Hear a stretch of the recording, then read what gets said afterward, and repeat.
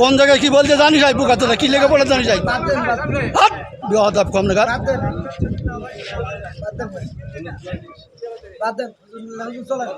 একদম বাস্ত করে দেবো সব একদম।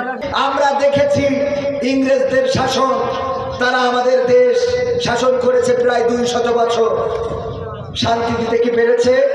আমাদের উপরে জুলুম করেছে, আমাদের দিয়ে নীল চাষ করিয়েছে, জুম চাষ করিয়েছে, আমাদের উপরে নির্যাতনের স্টিম রোলার চালিয়েছে, হিন্দু জমিদারদের দিয়ে মুসলমানদেরকে নেড়ে বলে বিভিন্নভাবে নির্যাতন নিষ্পেষণ করেছে। এরপরে আমরা পেয়েছি পাকিস্তান। পাকিস্তানরাও 23টা বছর আমাদের শোষণ করেছে, নির্যাতন করেছে, জুলুম করেছে, অবিচার করেছে, অনাচার করেছে। বিনিময়ে 1971 আমরা লড়াই করে আনলাম একটা স্বাধীন সার্বভৌম বাংলাদেশ। তারপর থেকে আজকে 53 বছর পার হয়ে গেল।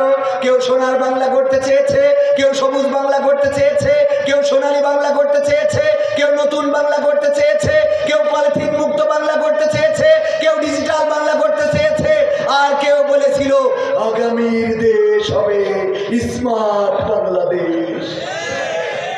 বলতে যে স্টেজ ভেঙে ফেলেছে, ঠিক না? ঠিক ভেঙেছে না ভাঙে নাই? আমরা সোনার বাংলায় শান্তি পাই নাই, সবুজ বাংলায় শান্তি পাই নাই, নতুন বাংলায় শান্তি পাই নাই, আমরা ডিজিটাল বাংলায় শান্তি পাই নাই, স্মার্ট বাংলায় শান্তি পাই নাই। এখন আমরা দেখতে চাই আগামীর বাংলা হবে কোরআনের বাংলা, আগামীর বাংলা হবে ইসলামের বাংলা।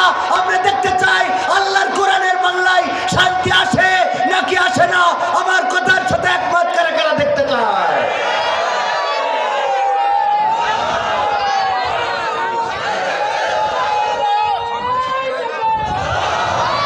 সমাধান খুঁজে খুঁজে ক্লান্ত হয়েছে যারা, সমাধান যদি পেতে চাও সব পথে গিয়ে ভুলে কোরআন দেখো খুলে।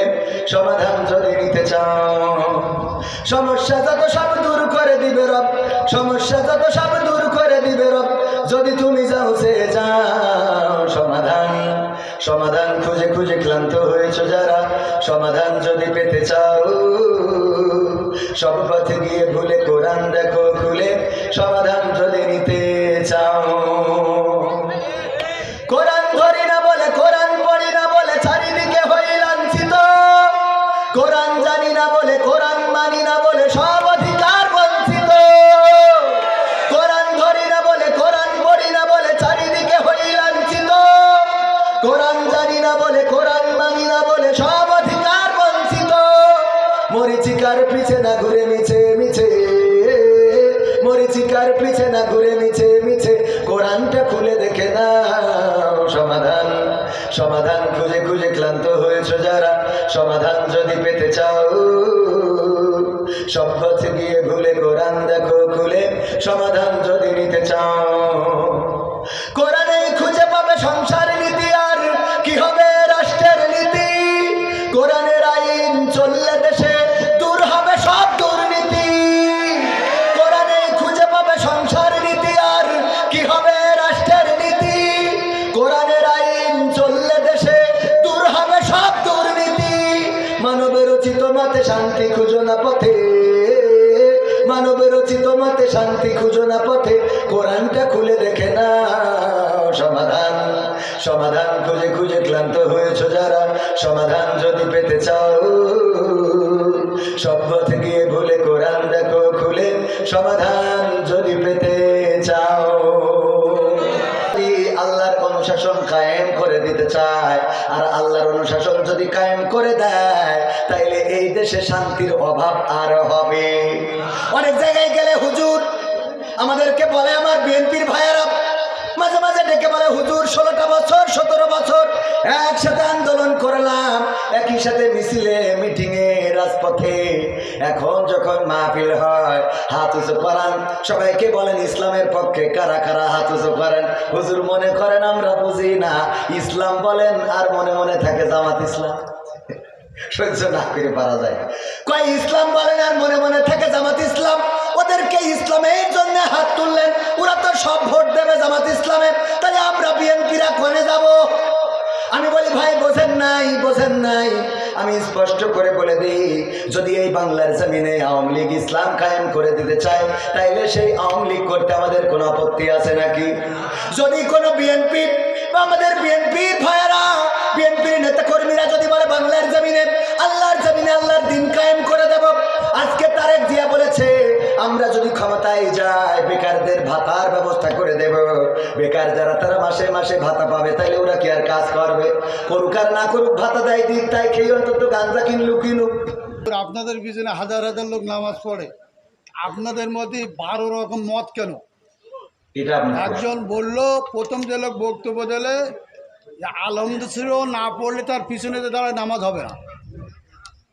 আচ্ছা, মানে এখন মূল প্রশ্ন হলো আমাদের মত এত বেশি কেন? এত মত বেশি কেন? আমাদের বক্তব্য দিচ্ছেন, হ্যাঁ সব শুনলাম, আমাদের মধ্যে দ্বিধাবন্ধ পাড়ি দিচ্ছেন তো আপনারা। একজন বলল যে নামাজ হবে না, আচ্ছা আদৌ হবে না, আচ্ছা তিনি খুব নাম করা উচিত, 5 জনের মধ্যে তিনি প্রথম। আচ্ছা 2 জন বললো আদৌ নামাজ হবে না, পিছনে আরামদেশ্বরা যদি না পড়ে। আচ্ছা তারপরে একজন বললো না আরামদেশ্বর পড়া যাবে না, একজন যখন জোরে ইমাম পড়বে তখন পিছনে পড়ার কোনো যুক্তি নেই। আচ্ছা 5 জনের 3 জন একমত, 2 জন একমত, তা আমরা কোন পথে যাবো? এখানে বিষয়টা হলো ইখতিলাফ তো আলেমদের। নামাজ হয় না আমাদের। না বাবা রে, আমরা তো তাহলে এবার আমি একটু উত্তর দিই। সেই জন্য বললাম তো, আমি তো অত হ্যাঁ বড় হুজুর এই বিষয়ে বড় হুজুর উত্তর দিক নাকি? আমি শুধু এতটুকু বলি, সেটা হলো ইখতিলাফটা, আলেমদের এই ইখতিলাফ, এটা এখন শুধু না, বিশ্বনবী সাল্লাল্লাহু আলাইহি সাল্লামের সাহাবীদের যুগেও ইখতিলাফ ছিল। এটা মত পার্থক্য থাকবে। আপনি একজন চেয়ারম্যান, বাংলাদেশে অসংখ্য চেয়ারম্যান আছে না নাই? তো সব চেয়ারম্যান কি একই সুরে কথা বলে? বলে চেয়ারম্যান করে ইসলামের মধ্যে ভেদাভেদ হবে কেন? চেয়ারম্যানই করে এক জিনিস আর ইসলাম এক জিনিস। চেয়ারম্যান আর ইসলামের মধ্যে তুলনা করলে হবে না। আপনারা তো বুঝাতে পারবেন।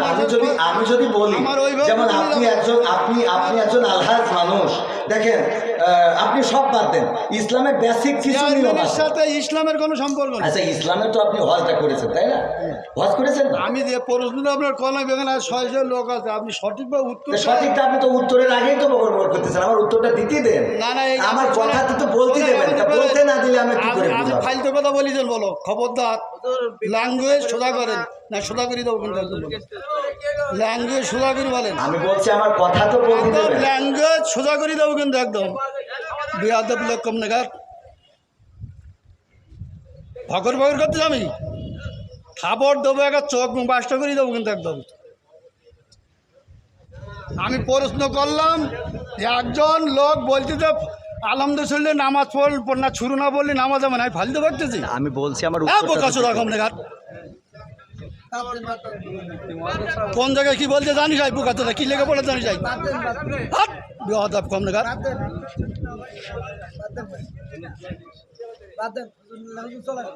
একদম বাস্ত করে দেবো চোখ একদম।